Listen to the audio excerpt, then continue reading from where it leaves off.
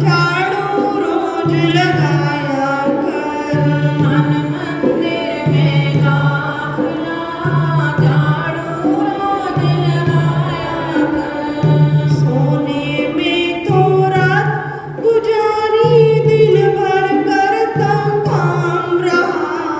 सोने में तो रात गुजारी दिन भर करता काम रहा। इसी तरह बर्बाद बंदी करता अपना आप रहा।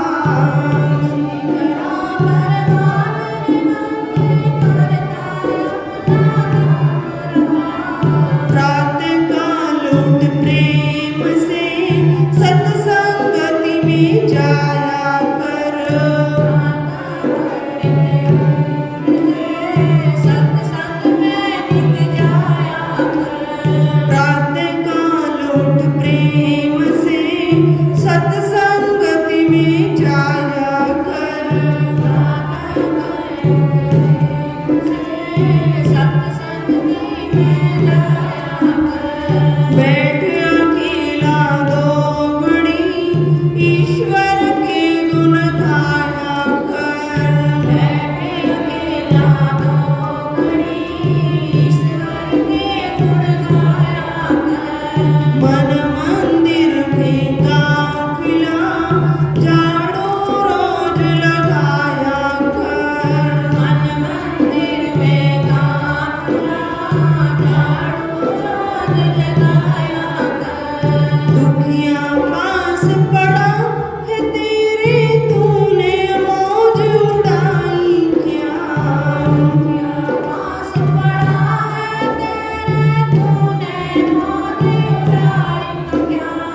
भूखा प्यासा रहा पड़ोसी तूने रोटी पाई क्या। सा बड़ा पड़ोसी तूने रोटी खाई क्या। पहले सबसे पूछ कर फिर से भोजन खाया कर। पहले सबसे पूछ कर आया कर। पहले सबसे पूछ कर फिर से भोजन पाया कर। पहले सबसे पूछ कर फिर भोजन खाया कर। बैठ अकेला दो घड़ी सत्संगति में जाया कर। बैठे अकेला दो घड़ी में जाया कर। मन मंदिर में काफिला झाड़ू रोज लगाया कर। मन मंदिर में काफिला झाड़ू रोज लगाया कर। नर्तन की चोली को पाना बच्चों वाला खेल नहीं। नर्तन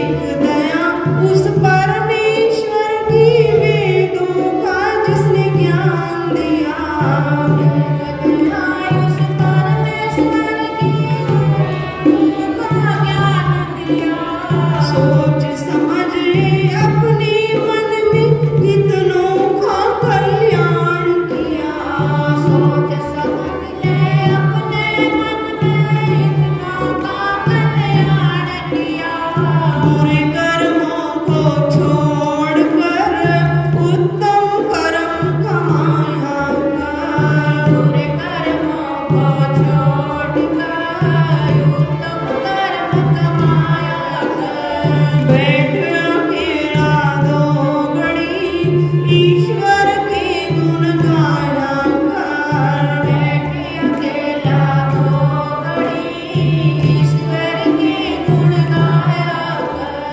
मन मंदिर में काफिला झाड़ू रोज लगाया कर। मन मंदिर में काफिला झाड़ू रोज लगाया कर। मन मंदिर में काफिला झाड़ू रोज लगाया कर। मन मंदिर में काफिला झाड़ू रोज लगाया कर।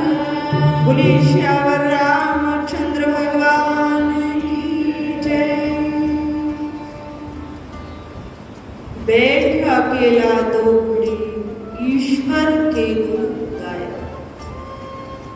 मन मंदिर में गाफिला झाड़ू रोज लगाया। हम विचार करें,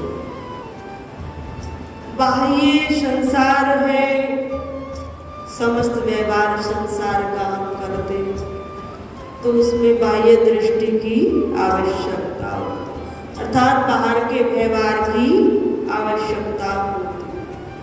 परंतु हम स्वयं से कब मिल पाते, अर्थात अपने आप को कब जान पाते? जब हम अकेले होते हैं और अपने आप में होते। अर्थात अकेले होने का अभिप्राय यह भी नहीं कि बैठे तो हम अकेले हैं परंतु विचार हम किसी वस्तु का कर रहे हैं, हृदय में किसी व्यक्ति का चिंतन चल रहा, तब समझना चाहिए हम उस व्यक्ति के साथ। वस्तु का चिंतन चल रहा है, धन का चिंतन चल रहा है, तब हम उसके साथ हैं। तो बैठ अकेला दौड़ी ईश्वर के गुण। भगवान से हमारी प्रीति, हमारी चित्तवृत्ति भगवान से कब जुड़ सकती है? जब हम अकेले होते हैं, अपने आप में बैठे होते हैं। उस समय हम भगवान की याद करें तो वह सार्थक है, अपने आप को समझे वह सार्थक। तो कहने का भाव है कि हम अपने आप को तभी समझ सकते हैं, अपनी वृत्ति को भगवान से जोड़ सकते हैं जब हम अपने आप में अर्थात स्वयं से स्वयं में बैठे। शरीर तो केवल एक साधन मात्र है, आत्म रूप होकर हम एक स्थल पर एकांतवास में बैठे। बैठ अकेला दौड़ ईश्वर के मन मंदिर में गाफिला झाड़ू रोज लगाए। हम बाहर तो बहुत सफाई करते और एक दिन भी यदि सफाई बाहर न तो घर क्या बन जाता है? कहते हैं बस सफाई बहुत जरूरी। सुबह उठते प्रातः सफाई की आवश्यकता और पवित्रता रहनी भी चाहिए। शुद्ध विचार सात्विकता वहीं पर निवास करती है जब पवित्रता है। उसी प्रकार भगवान का निवास, शुद्ध विचारों का निवास कहाँ पर होता? जैसे कहते हैं लक्ष्मी जी है ना, बड़े पवित्र हैं। लक्ष्मी जी जो चाहते हैं ना, लक्ष्मी जी हमारे घर में भरपूर आए, तो उसका एक ही उपाय है कि अपना घर पवित्र बना रहे। जो घर के चार कोने, विशेष रूप से चार कोने, उनमें कोई समान नहीं और वे पूर्णतः शुद्ध रहे, पवित्र रहे। घर में, परिवार में पवित्रता बनी रहे, रसोई पवित्र रहे, क्योंकि जहाँ पवित्रता है वहीं पर लक्ष्मी जी का निवास है। अपवित्र जगह में तो लक्ष्मी जी की बड़ी बहन दरिद्रता निवास करती। लक्ष्मी जी की एक बड़ी बहन दरिद्रता, उसका निवास। तब हम चाहते हैं लक्ष्मी जी तो मिले, तो उसके निमित्त हम घर की सफाई कर दें, अच्छी बात है। परंतु यदि हम चाहते हैं हमारी चित्तवृत्ति भी भगवान से जुड़ जाए, भगवान से प्रेम हो जाए, शुद्ध सात्विक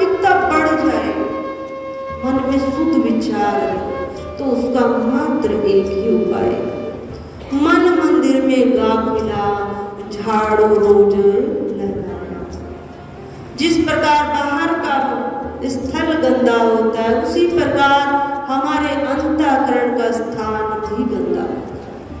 कई बार हम नहीं चाहते हुए भी कुछ ऐसे दृश्य देख लेते, हमें दृश्य दिखाई दिए गलत दृश्य, अब अंतःकरण का भाव आया, सामने गलत दृश्य, हमने दृष्टि कहां से हटाई, परंतु हमने उसका दर्शन किया और दर्शन करते ही वह अंतःकरण में दृश्य गया। ठीक है, हमने दृष्टि को हटाया क्योंकि मस्तिष्क ने आज्ञा दी, बुद्धि ने आज्ञा दी, बुद्धि में विवेक है कि ये दृश्य मेरे लिए उचित नहीं है, हमने वहां से दृष्टि हटाई, परंतु उस दृश्य को हमने देखा अर्थात अंतःकरण में उसका सूक्ष्म अंश निवास कर गया। मार्ग से हम आते बहुत चीजें देखते हैं, बाजार में जाते हैं, आप लोग तो रोज बाजार जाते हैं तो आपको तो बहुत दिखते हैं, हम बहुत कभी 4 महीने में 5 महीने में कोई अपने संग जैसा व्यक्ति मिल जाता है, कुछ विशेष वस्तु के हेतु जाते हैं, वरना आश्रम से सीधा संस्था में और संस्था से सीधा आश्रम में इतना रहता है, तब आप लोग ज्यादा देखते हैं। परंतु यदि 6 महीने में 4 महीने में हम भी जाते हैं बाजार और कुछ दिख जाता है, और दिखता क्या है, जो प्रत्येक मार्केट की गली में दुकानें खुली और नाम भी हिंदू का डला है दुकान के ऊपर और कोई ऑब्जेक्शन नहीं, और बाहर ही उसका जैसे स्टोर की दुकान होती है तो कुछ चिन्ह रूप में वह लगाता, कुछ अन्य कुछ दुकानें होती हैं, मोबाइल की दुकान हो तो बाहर छतरी लगी रहती है, सिम मिलता है इतने का, ये सिम मिलता है इतने का, ये सिम मिलता है इतने का, कुछ डेमो के लिए कुछ छपे रहते। उसी प्रकार उन वे जो दुकान है अपना जो अंदर होता है ना वो बाहर में टांग कर रखते। आप सब समझ ही गए, चिकन की दुकान है तो बाहर क्या लटका है, दृश्य देखो तो वह सब दिखाई पड़ जाता है, तुरंत वहां से दृष्टि हटाते। तो आप सब नित्य प्रति आते इन सब चीजों को देखते, परंतु हम देखें सूक्ष्म अंश अंतःकरण में गया तो उसका मात्र एक ही उपाय है कि उसको निकालने का, अंतःकरण की सफाई करने का, अंतःकरण को शुद्ध करने का मात्र एक ही उपाय है, वो है ईश्वर के गुणगान करना, हरि भजन करना, मंत्र जाप करना, भगवान से वृत्ति को जोड़ना। उसी प्रकार वह जिस प्रकार बाहर की सफाई होती है उसी प्रकार अंतःकरण जो दृश्य हमने देखा है उसका प्रभाव नष्ट हो जाता है, वरना हमारा जो सूक्ष्म मन है वो सब दृश्य के फोटो खींचकर चित्त वृत्ति में रख देता, समय आने पर सब उजागर कर देता। अजामिल की कथा यही हमें सिखाती। अजामिल ब्राह्मण था, पूजा पाठ भी करता था, नित्य प्रति पूजा रहती थी, थोड़ी चित्तवृत्ति रजोगुणी अवश्य थी, परंतु भगवान को मानता था, पर जीवन में एक बहुत गलत दृश्य देखा। घर पर आया, उस गलत दृश्य जो देखा उसका बार बार चिंतन किया, बार बार चिंतन किया तो वह जीवन में आ गया। जिस प्रकार का चित्र देखा था वही चित्र, वही दृश्य अपने घर में बना लिया। तो हम सबको विचार पूर्वक नित्य प्रति सही थोड़ा कम हो जाए पर भजन अवश्य होना चाहिए। भोजन यदि आवश्यक है तो भजन भी आवश्यक है। इस प्रकार की वृत्ति, इस प्रकार का नियम हमारा अवश्य होना चाहिए।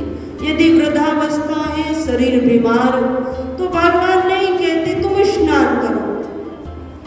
कार्तिक मास चल रहा, बहुत माताएं ऐसी है नहीं 7 बजे 4 बजे स्नान करेंगी,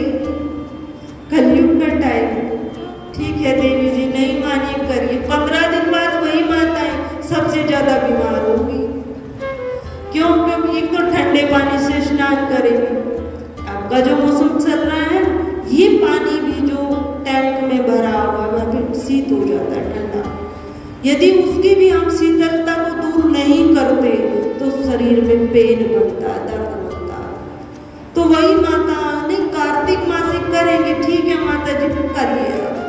एक सप्ताह बाद वही 4 की जगह 5:30-6 तक मंदिर आएंगे, तो ज्ञात रहता है, पर भाव है उनका। तो इस प्रकार ये शरीर है साधन, समय के अनुसार परिवर्तन हो रहा है, उस परिवर्तन को हम स्वीकार करें।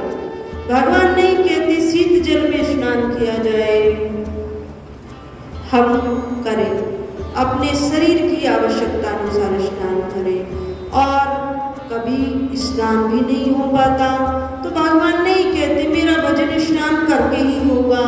भगवान कहते हैं जो शुद्ध मंत्र है उनमें तो शुद्धि की आवश्यकता, और राम नाम में किसी शुद्धि की आवश्यकता नहीं। केवल राम राम राम राम कहते हम उस 1 घंटे को व्यतीत करेंगे।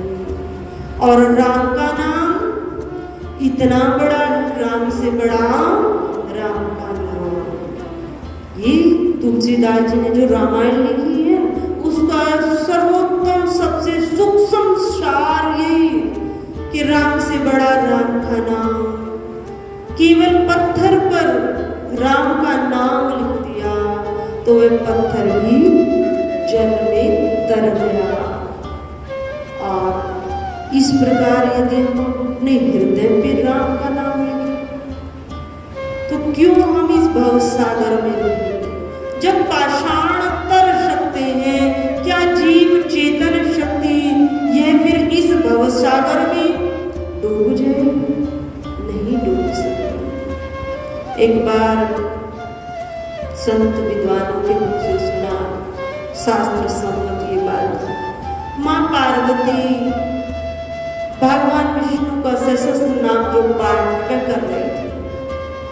भगवान शंकर ने देखा, पहले तो बहुत वेदी बनाई, आसन बिछाया, बुक्स को रखा, पुस्तक को माने पढ़ना प्रारंभ किया। अब बहुत समय लगा भगवान विष्णु के सशस्त्र नाम पढ़ने में 1 घंटा, यदि और ले से पढ़े तो 1.5 घंटा तो लग ही जाता पढ़े। तब भगवान ने कहा माँ पार्वती से कि जो भगवान सशस्त्र नाम भगवान विष्णु का जो है, अर्थात 1000 नाम जो उनका उच्चारण करने से जो पुण्य मिलता वो एक बार राम कहने से पुण्य मिल जाता है। एक बार, मात्र एक बार। तो ऐसे राम को हम क्यों न भजें जिसके नाम से पत्थर भी तर गए।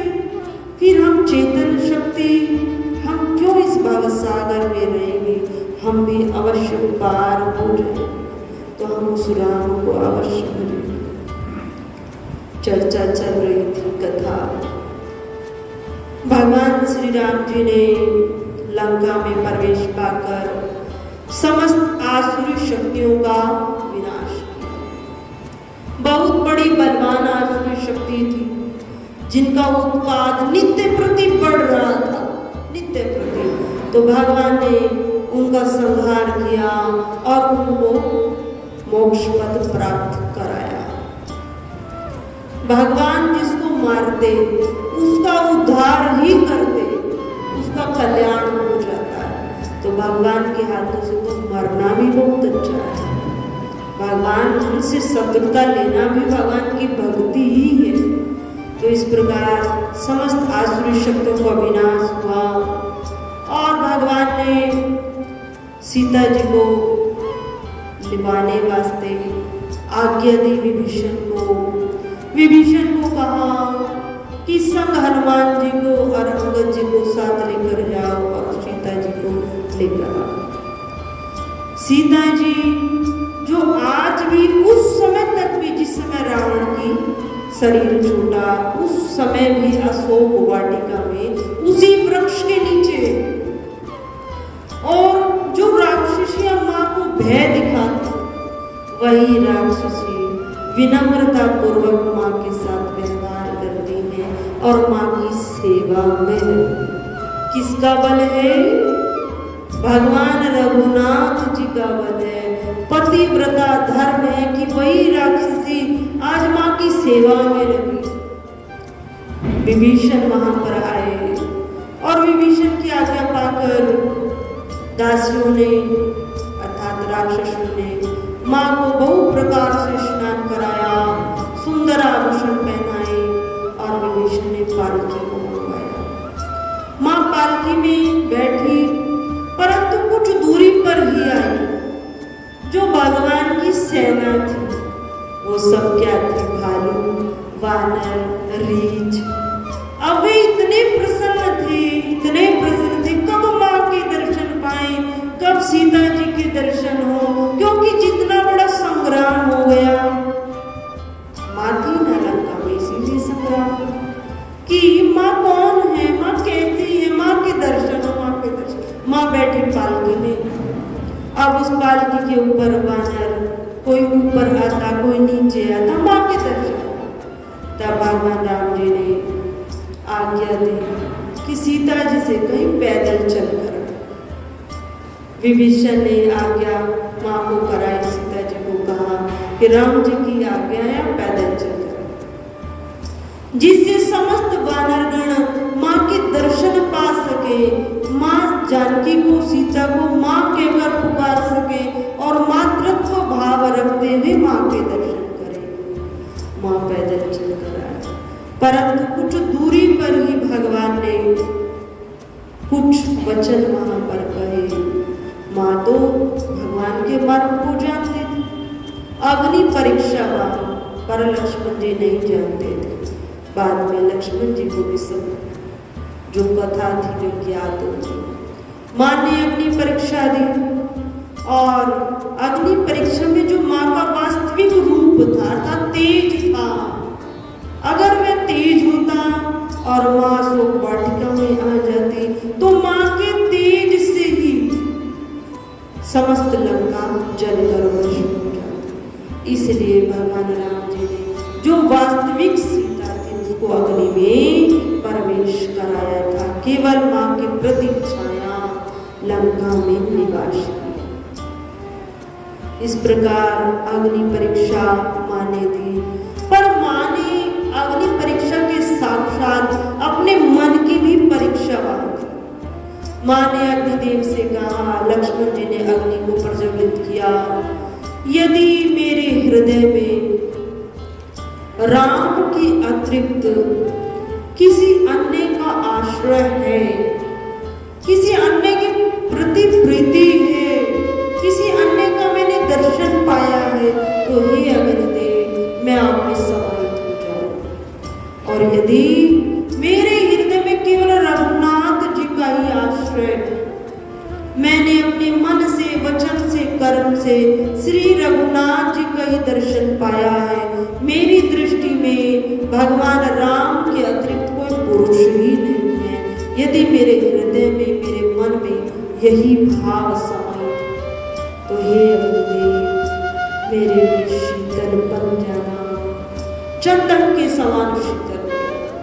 तो इस प्रकार अग्नि से वार्तालाप कर माँ ने अग्नि में प्रवेश पाया, और माँ जिस प्रकार अग्नि में प्रवेश पाया था उससे तेज पुंज के साथ अग्नि से बाहर आ गए। माँ को अग्नि स्पर्श भी नहीं कर पाया। समस्त देवताओं ने फूलों की वर्षा की और माँ जानकी जी, सीता जी, श्री राम जी के सिर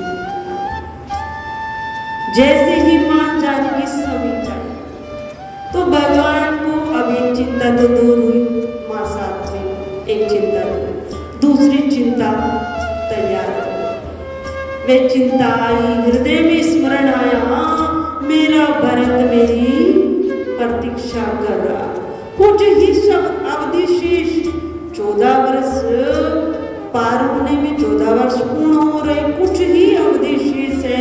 इस अवधि में यदि मैं अवधपुरी में, अयोध्या में वापस नहीं गया तो मेरा भरत, जिसकी चित्त वृत्ति मुझ में लगी, जिसने अपने शरीर को तपस्वियों का वेश किया है और अपने शरीर को अति दुर्बल कर लिया है। केवल कंदमूल फल का बहुत कम आहार पाता है जिससे श्वास चलती है और अपनी संपूर्ण चित्त वृत्ति को मुझसे जोड़ दिया है।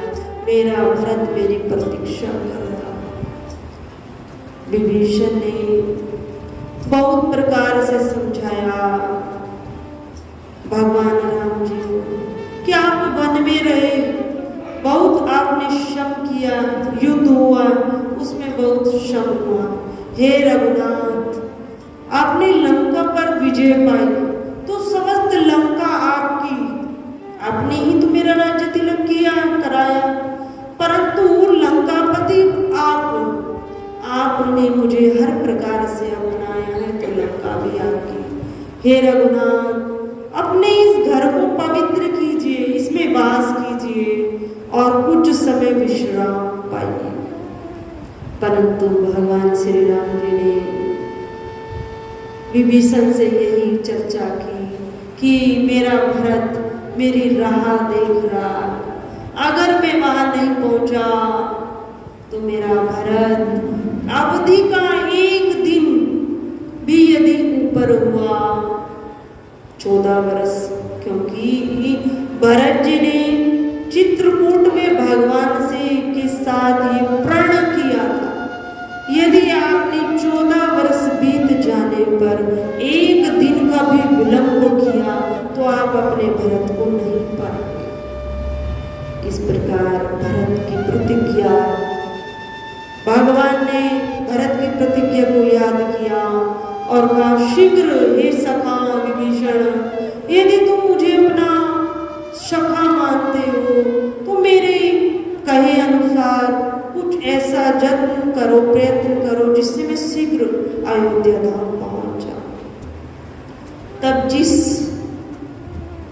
मां जानकी सीता जी जिस विमान से रावण हरण करके लाया था उसी पुष्पक विमान में मां बैठकर भगवान श्री राम जी ऊपर आसन लगा, उस पर मां सीता जी और राम जी विमान, और भगवान ने उसी से लंका को पार कर, समुद्र को पार कर अवंतपुर में भगवान आए। परंतु भगवान जब पुष्पक विमान चलने को तैयार हुआ तो भगवान ने देखा समस्त बालुगण वानर सेना सब इतनी आतुर है भगवान के साथ जाने को तैयार, सब अयोध्या धाम आने को तैयार है, हम रघुनाथ जी का साथ नहीं छोड़ेंगे। सब में के हृदय में अति प्रेम, जिसने भगवान का संग कर लिया। हम विचार करें, हमने इन आंखों से भगवान को देखा नहीं, हमने तो भगवान की प्रतिमा हम देखते हैं, शास्त्रों की चर्चा हम सुनते हैं और एक अनुमान हमारा है, बुद्धि का अनुमान नहीं। इस ब्रह्मांड में एक अतुलनीय शक्ति जिससे हम सबका शरीर पालित हो रहा है, हम वे शक्ति पाकर सब काम कर रहे हैं, हम उस शक्ति को बचते, हमने ये समझ, ये सत्य प्रमाण देता है। परंतु क्या राम जी को हमने आंखों से देखा? संत जनों ने, भक्तों ने देखा, दर्शन पाया, परंतु बहुत तपस्या कर, साधन कर तब उस दृश्य को देखा।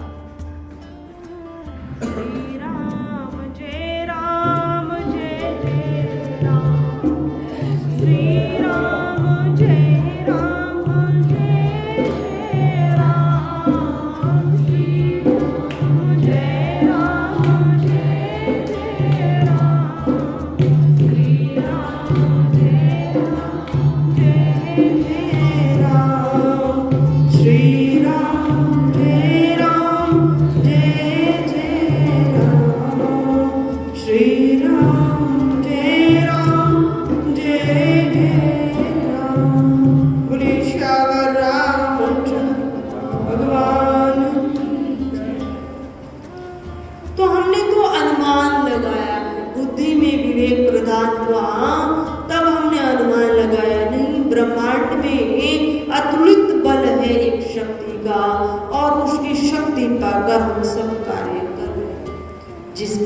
माइक कार्य कर रहा है।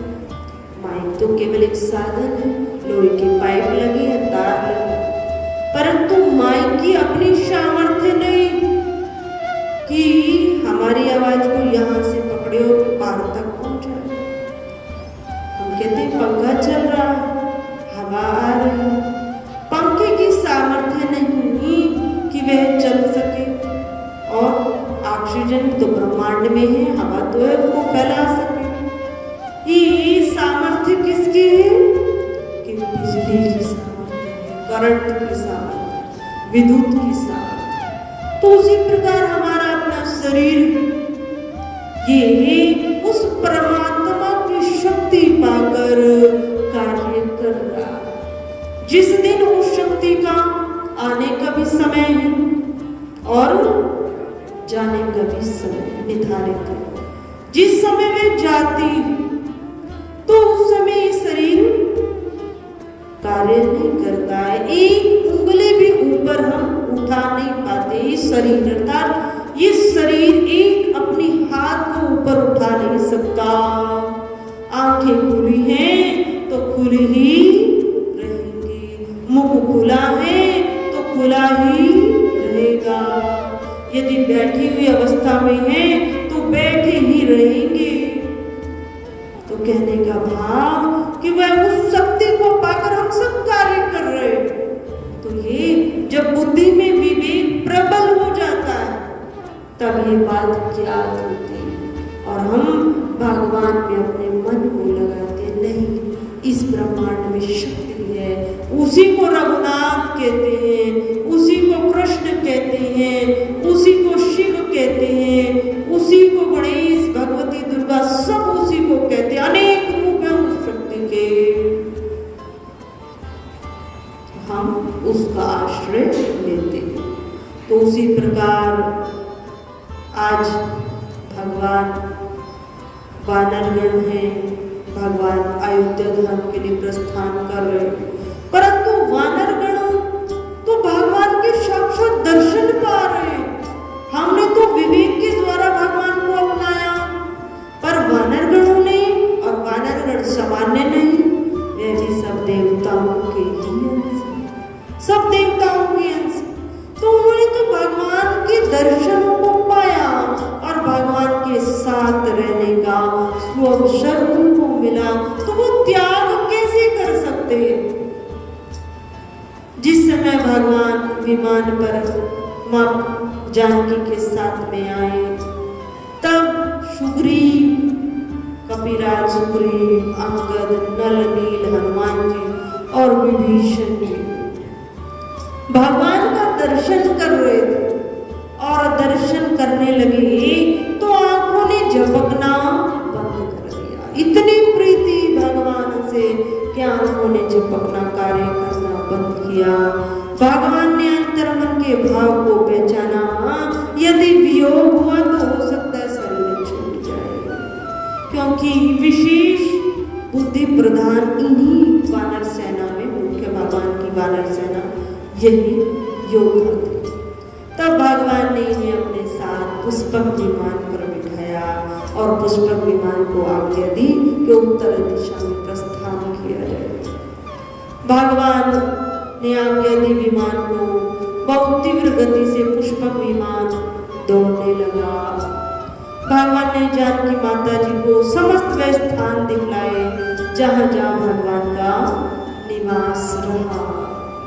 इस प्रकार भगवान अयोध्या धाम में आए, परंतु अयोध्या धाम में भी भगवान ने त्रिवेणी पर प्रयागराज में भगवान विमान को उतारा, पर देखते हैं अवधि पूर्ण हो रही है, केवल एक दिन शेष है। भगवान को चिंता भरत की लगी, रहा एक दिन अवधि कर अति आरतपुर लोग, जहां तहां सोचई नर नारी, करश तन राम वियोग। अयोध्या धाम में समस्त नर नारी इस बात से चिंतित हैं कि मात्र एक दिन शेष है और भगवान राम जी की कोई सूचना नहीं आई कि भगवान राम जी आ रहे हैं। कुछ ऐसा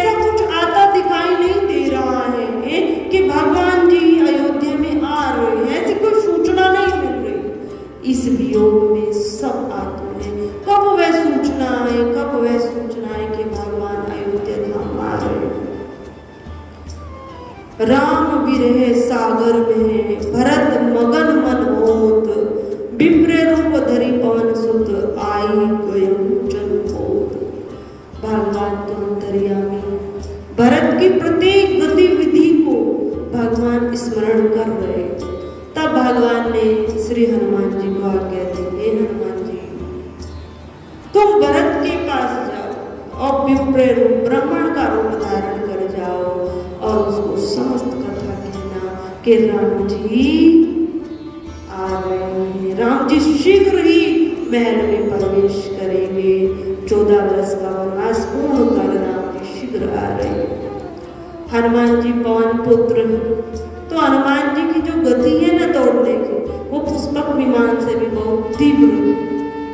तो भगवान हनुमान जी बहुत ही शीघ्रता से अयोध्या नगर में आए और जहां पर भरत जी थे वहां पर आए। देखते क्या है भरत की दशा। भगवान श्री राम जी ने जिस प्रकार का जीवन यापन किया है वनों में, जंगलों में, उससे भी कठिन जीवन यापन किया है भरत जी। भगवान श्री राम जी की तो सेवा में लक्ष्मण जी रहते थे, कंदमूल फल आदि सब ला कर देते थे, हृदय के भाव भी एक दूसरे से चर्चा रूप में करते थे, परंतु भरत के हृदय की कौन जाने। भरत ने क्या किया, भगवान ने 14 वर्ष वन में व्यतीत किए, तो भरत जी ने महलों का त्याग कर धरती पर शयन किया। और ऐसा कहते हैं कि महलों का त्याग कर तापसी वेश, बहुत बड़ी जटाएं हनुमान जी ने भरत जी की देखी, उन जटाओं को लपेटे हुए, शरीर दुबला हो रहा है और श्वासों की गति से राम राम राम जप रहे। हमारे संतों ने उस जप को अजपा जप का, जैसे किसी चीज का चक्र चल जाए और वो चक्र चलता रहेगा जब तक श्वास पूरी नहीं, जब तक उस चक्र की जो बैटरी हमने लगाई वे जब तक बैटरी समाप्त नहीं होगी वो चलता रहेगा चक्र। उसी प्रकार यदि एक बार मंत्र जाप या नाम जप को हमने श्वासों से अटैच कर दिया तो हम निद्रा में होंगे, पर वह राम नाम चलता रहेगा, चलता रहेगा। जिस समय भी हमारे मस्तिष्क का ध्यान उतर जाएगा तो हम पाएंगे कि मेरा नाम जप चल रहा, मैं कर नहीं रहा, सोते चल रहा, निद्रा आ रही है, सोते राम राम नाम जप चल रहा। इसका अनुभव हम सब कर सकते हैं। तब हनुमान जी ने देखा शरीर दुबला हो रहा है, सर पर जटाएं बनी हैं और कुशा के आसन पर बैठे हैं और श्वास की गति से राम राम जप रहे। इतना हनुमान जी ने देखा, देखकर भाव विभोर हो गए और भरत से मिले और भरत को समस्त बात कही। भरत जी ने पूछा आप कौन है हे ब्राह्मण, तो हनुमान जी ने अपना वास्तविक परिचय दिया, मैं श्री राम का दास, एक बहुत सामान्य तुच्छ बुद्धि वानर दास हूँ, मेरा नाम हनुमान है, भगवान की आज्ञा पाकर आया हूँ और भगवान बहुत शीघ्रता से अयोध्या धाम में आ रहे हैं। जिसने 14 वर्ष इसी आशा में व्यतीत कर दिए, 1 वर्ष नहीं 2 वर्ष। हम अपनी स्थिति को देखें, हम यदि कुछ भगवान का भजन साधन करते और उसमें हमें कुछ लाभ न मिले, कुछ विशेष मंत्रों को जाप करते या पंडित जी कह देते हैं ये क्रिया करना, इतना व्रत रख लेना, ये फल मिल जाएगा, तो हम वह करते। अगर हमें सफलता मिल जाए तब तो हम कहेंगे भगवान जी हैं और भगवान की भक्ति में शक्ति है, हम ये कहेंगे। और अगर कार्य में सिद्धि न मिले तो भगवान की कुछ शक्ति नहीं, कुछ लाभ मुझे नहीं हुआ। मैं 11 बार वृंदावन गया,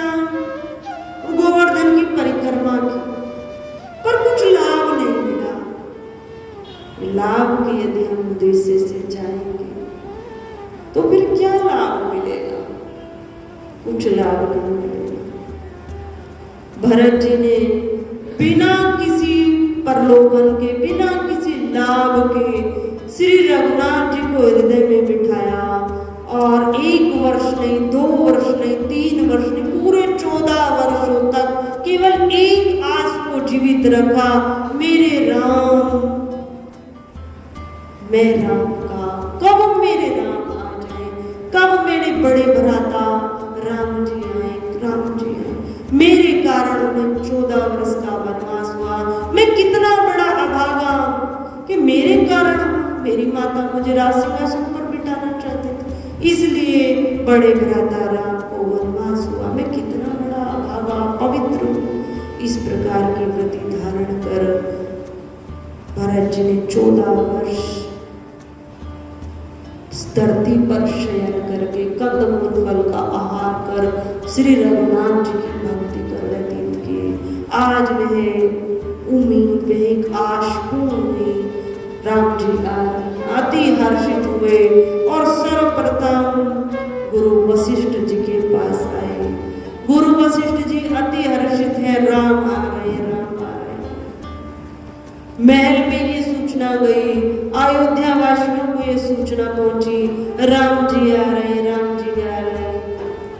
कहते हैं कि जो स्वर्ग है ना, वो जितना सुंदर, वहां के पौधे कभी मुरझाते रहे, वहां जो पहुंच जाता है उसको ना गर्मी लगती है ना सर्दी लगती। वहां का वातावरण ऐसा नहीं, वहां कोई बीमारी, वहां जितनी एज हमें मिलती है तो वो सुखपूर्वक व्यतीत होती है, वहां दुख नाम की कोई वस्तु नहीं है स्वर्ग में। परंतु भगवान की आज्ञा जैसे अयोध्या में जगह जगह फैल गई, प्रचार हो गया, भगवान आ रहे, तो समस्त वन, समस्त पौधे अपने आप बिना ऋतु के खिल उठे, बिना ऋतु के ही सब पर फल लगे और जो सरयू नदी वो अति निर्मल हो गई, सबके मन पवित्र हो गए।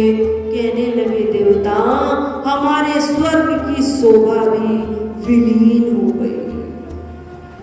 अयोध्या की शोभा इतनी बढ़ गई कि स्वर्ग की जो शोभा है, जो प्रशंसा है, वो सब विलीन हो गई। भगवान इस प्रकार भगवान ने अयोध्या में प्रवेश पाया, पुष्पक विमान को कुछ दूरी पर उतारा और भगवान ने अयोध्या में जिस प्रकार पैदल चल कुछ दूरी पर गए, उस प्रकार पैदल चल महल से कुछ दूरी से भगवान पैदल चल के महल पर आए। समस्त अयोध्यावासी भगवान पर पुष्पों की वर्षा करते और दर्शन पाकर अति धन्य, जिन्होंने भगवान के दर्शन एक बार पाए उनके तो जीवन का कल्याण हो गया। सबने दर्शन को पाया। भगवान महल में आए, देखते क्या है, माताएं थाल लेकर खड़ी, परंतु कैकेयी माता दिखाई दी। भगवान श्री राम जी ने देखा मेरी 2 माताएं तो खड़ी है पर कैकेयी माता नहीं। तो भगवान राम जी शीघ्र पूछते कैकेयी माता का, पता चला अपने कक्ष से बाहर ही नहीं आए। जब से राम जी गए हैं, कैकेयी माता अत्यंत दुखी है, मेरे कारण मेरे बड़े पुत्र जो राम मुझसे अति स्नेह करता था, मेरे कारण उसे वन वन में भटकना पड़ रहा है। तो इस दुख से दुखी होकर वह अपने कक्ष से बाहर निकले।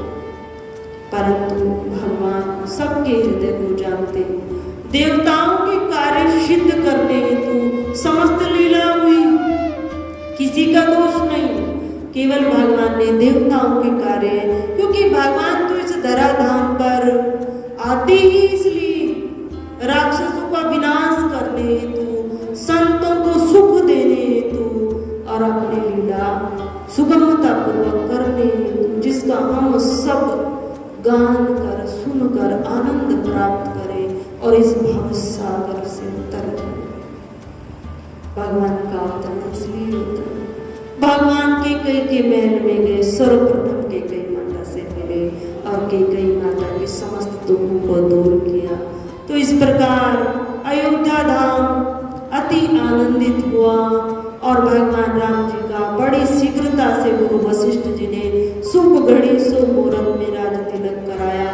माँ जानकी सीता जी को सुर बिठाया, भरी सभा अति हर्षित आनंदित।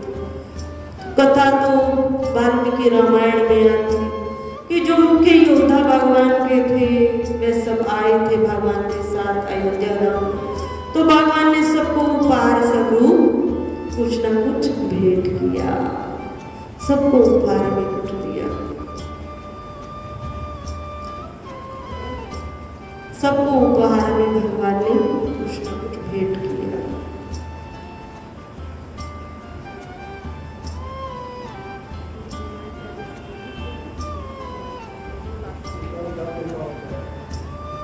उस प्रकार भगवान का राज्याभिषेक हुआ। उसके पश्चात राम राज्य की स्थापना हुई, राम राज्य की स्थापना हुई। और जैसे राम राज्य की स्थापना हुई, बोलिए श्यावर रामचंद्र भगवान की जय। भगवान ने सबको उपहार दिया, कथा चल रही थी। तो उपहारों में कुछ वानरगण थे, उन्होंने ग्रहण किया अपनी योग्यता के अनुसार, बहुकीमती ऐसा समझाकर। परंतु भगवान हनुमान जी को कुछ न दे सके। हनुमान जी को भगवान ने मन में विचार किया कि मैं हनुमान जी को क्या दे सकता, मैं दे ही नहीं सकता। तो भगवान ने इस कारण हनुमान जी को कुछ भी नहीं दिया। माँ जानकी जी सिंहासन पर बैठी हैं और इस बात से अति खिन्न है भगवान राम जी से कि राम जी ने सबको कुछ न कुछ उपहार भेंट किया है, पर हनुमान जी जिन्होंने भगवान राम जी का समस्त कार्य को सिद्ध किया, जिस कार्य के लिए हनुमान जी को भेजते थे वह कार्य सिद्ध हो जाता था, पूर्ण होता था। तो हनुमान जी को राम जी ने कुछ भी उपहार नहीं दिया। तो माँ ने ऐसा कर, माँ ने कहा सिंहासन पर तो मैं भी बैठी हूँ, तो ठीक है हनुमान जी को मैं प्रदान करती हूँ। तो माँ ने हनुमान जी को बुलाया, लक्ष्मण जी से कहा हनुमान जी को मेरे पास भेजा जाए। हनुमान जी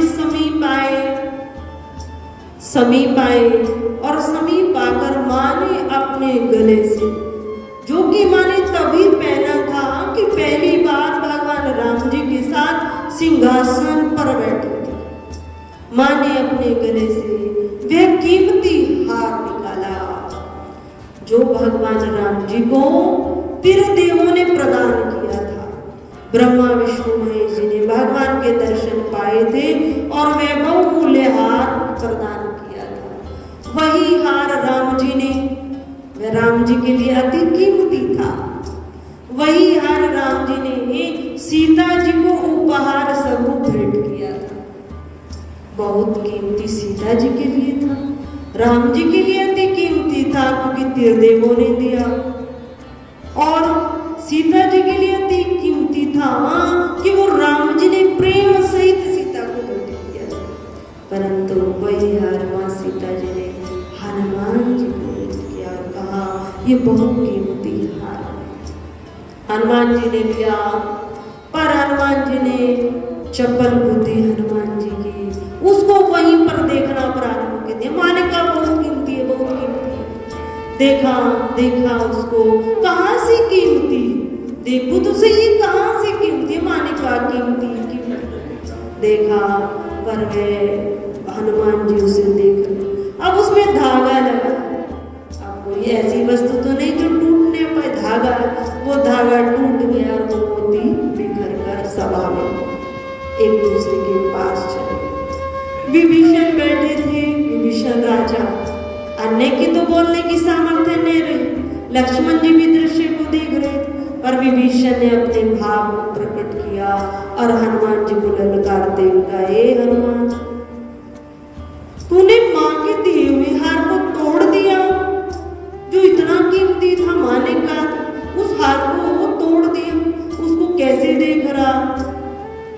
तब हनुमान जी ने कहा, माँ ने कहा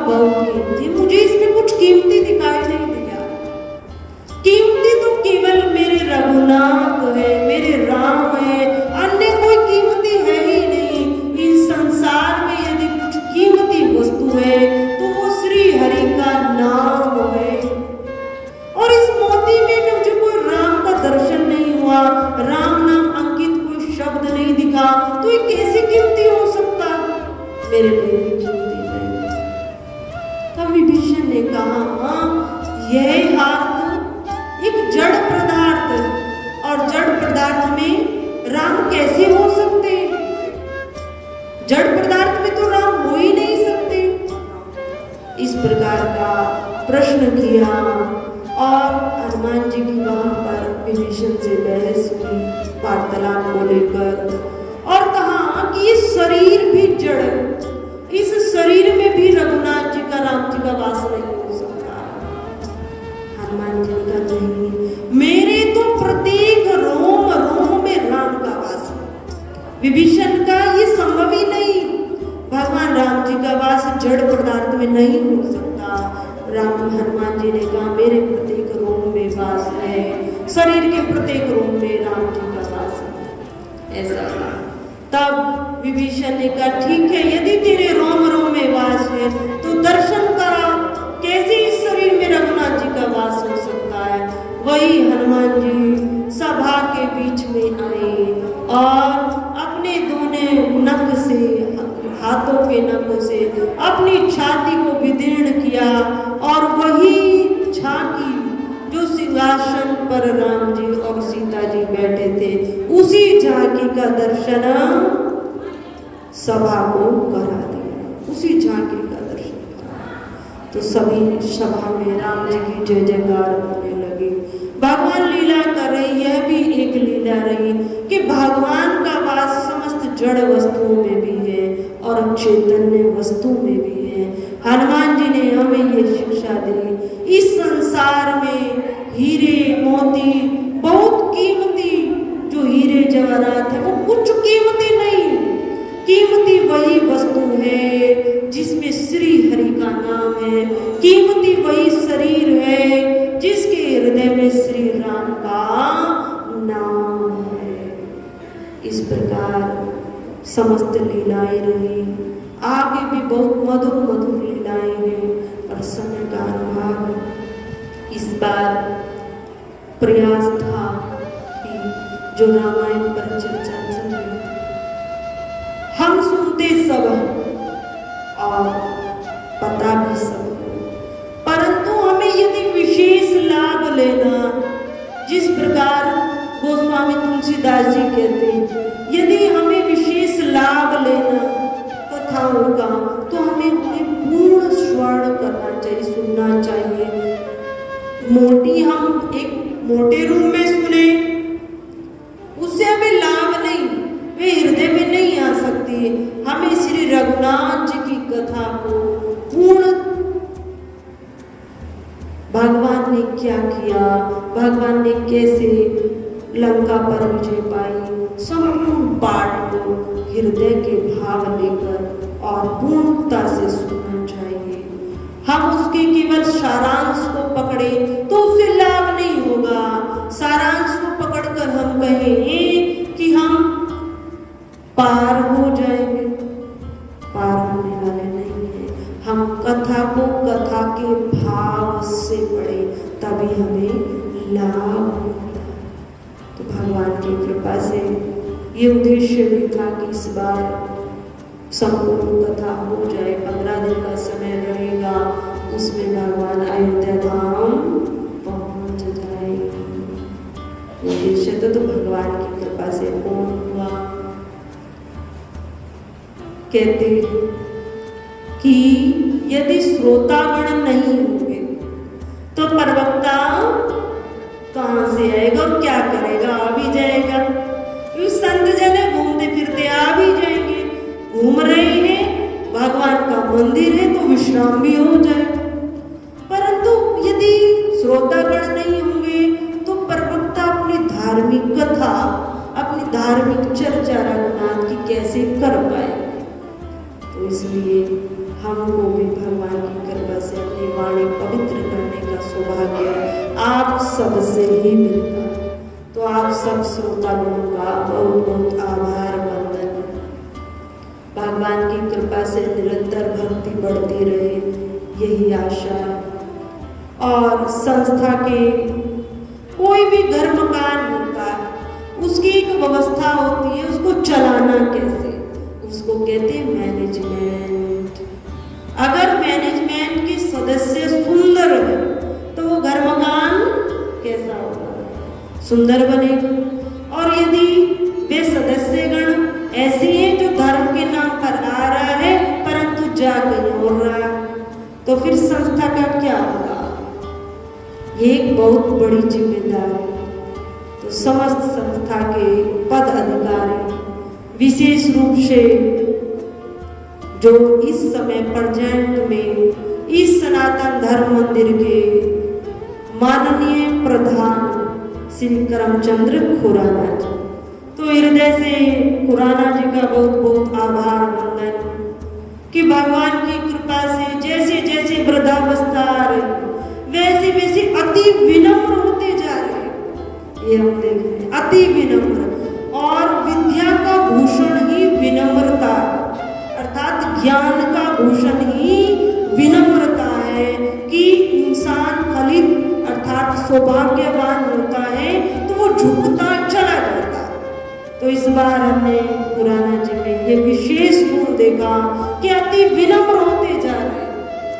तो माननीय खुराना जी का इस संस्था के प्रधान है, तो उनका हृदय से बहुत बहुत आभार वंदन।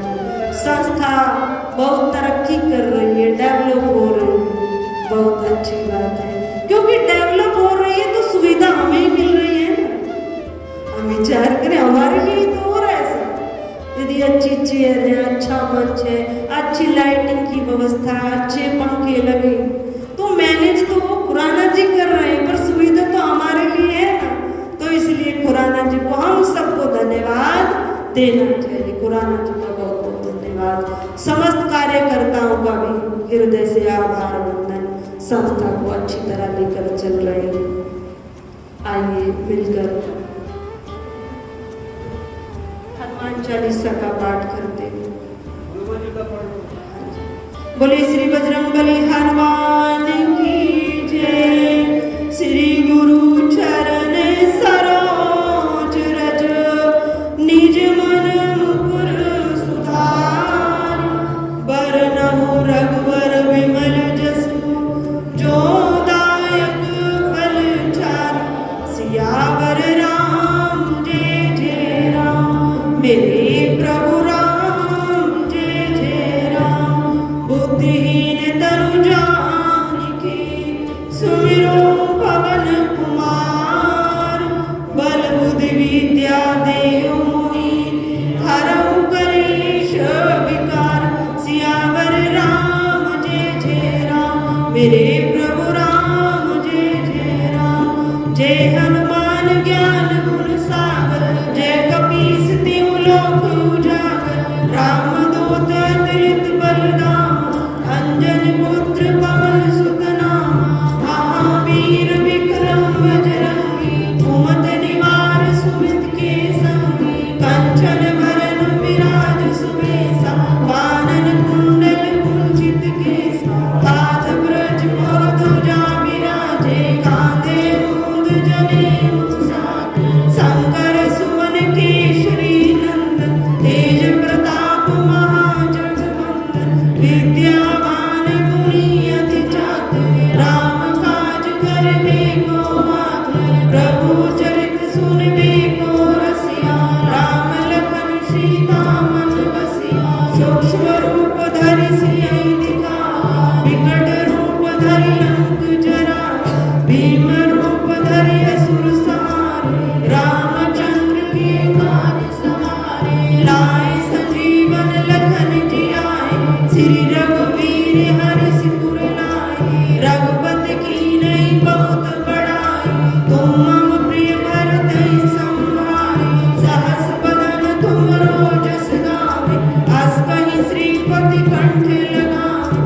सनकादिक ब्रह्मादि मुनीसा, नारद सारद सहित अहीसा। जम्बू कुबेर दिक्पाल जहांते, कवि कोविद कही सके कहाँ थे तुम उपकार सुजीवन कीना राम मिलाई राजपद दीना तुमरो मात्र विभीषण माना लंकेश्वर में सब जग जाना जुग सहस्त्र जो जन पर माना लीलो ताहि मधुर फल जाना प्रभु मुद्रिका मेरी मुख माही जल्दी लांगी वही अचरज नाई दुर्गम काज जगत के जेते सुगम अनुग्रह तुमरे तेते राम दुआरे तुम रखवारे बोध आज्ञा बिनु पैसारे सब सुख लहे तुम्हारी शरणा तुम रक्षक काहू को डरना आपन तेज समारो आपे तीनों लोक हांकते कांपे भूत पिशाच निकट नहीं आवे महावीर जब नाम सुनावे नासे रोग हरे सब पीरा जपत निरंतर हनुमत वीरा संकट ते हनुमान छुड़ावे मन क्रम वचन ध्यान जो लावे सब पर राम तपस्वी राजा तिनके काज सकल और मनोरथ जो कोई लावे सोई अमित जीवन फल पावे चारों जुग परताप तुम्हारा है प्रसिद्ध जगत उजियारा साधु संत के तुम रखवारे असुर निकंदन राम दुलारे अष्ट सिद्ध नौ निधि के दाता अश्वर दीन जानकी माता राम रसायन तुमरे पासा सदा रहो रघुपति के दासा तुमरे भजन राम को पावे जन्म जन्म के दुख विश्रामे अंत काल रघुवर पुर जाई जहाँ जन्म हरि भक्त कहाई और देवता चेतन धरई हनुमत से सर्व सुख करई संकट कटे मिटे सब पिया जो सुमरे हनुमत बल बीरा जय जय जय हनुमान गोसाई कृपा करो गुरुदेव की नाम जो सत बार पाठ कर कोई छूटे बंदी महासुख होय। जो ये पढ़े हनुमान चालीसा होय सिद्ध साखी गौरी तुलसीदास सदा हरि चेरा कीजे नाथ हृदय मणेरा पवन तनय संकट हरन मंगल मूर्ति रूप राम लखन सीता सहित हृदय बसो सुरभूप सियावर राम जय जय राम मेरे प्रभु राम जय जय राम करो कल्याण जय जय राम मेरे मन बस जाओ सीताराम बोले श्री बजरंग बली हनुमान की जय श्री सद्गुरुदेव भगवान की जय श्यावर रामचंद्र भगवान की जय हरि